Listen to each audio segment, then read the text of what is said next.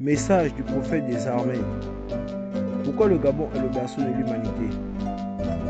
Parce que c'est au centre de la terre que Dieu commença la création. Les plantes, les végétaux et tout ce qui est.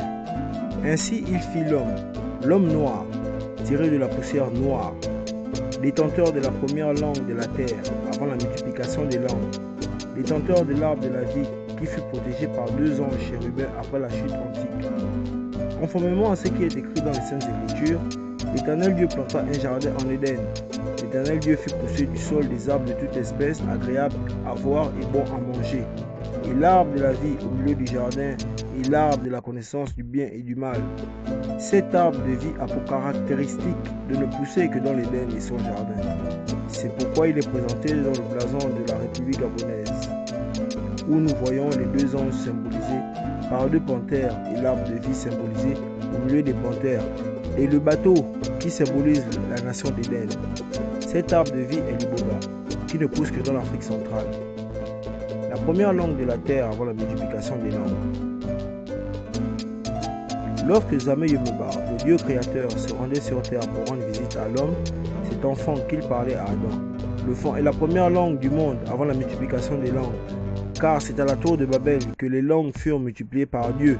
Donc en un mot, le monde entier est d'origine fond, parce qu'il est issu d'Adam et d'Ève, les premiers fonds de la terre. Honneur et fidélité à la patrie, afin qu'aux yeux du monde et des nations amies, le Gabon immortel reste digne d'envie. Je vous remercie. Message du prophète des armées. Pourquoi le Gabon est le berceau de l'humanité? Parce que c'est au centre de la terre que Dieu commença la création. Les plantes, les végétaux et tout ce qui est.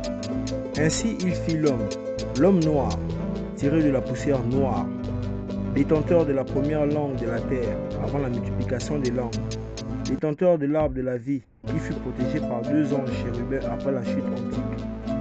Conformément à ce qui est écrit dans les Saintes Écritures, l'Éternel Dieu planta un jardin en Éden. L'Éternel Dieu fit pousser du sol des arbres de toute espèce, agréables à voir et bons à manger. Et l'arbre de la vie au milieu du jardin, et l'arbre de la connaissance du bien et du mal. Cet arbre de vie a pour caractéristique de ne pousser que dans l'Éden et son jardin. C'est pourquoi il est présenté dans le blason de la République gabonaise, où nous voyons les 2 anges symbolisés par 2 panthères et l'arbre de vie symbolisé au milieu des panthères, et le bateau qui symbolise la nation d'Éden. Cet arbre de vie est l'iboga, qui ne pousse que dans l'Afrique centrale.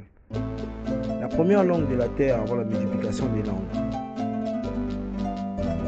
Lorsque Zame Yemeba, le Dieu créateur, se rendait sur terre pour rendre visite à l'homme, cet enfant qu'il parlait à Adam.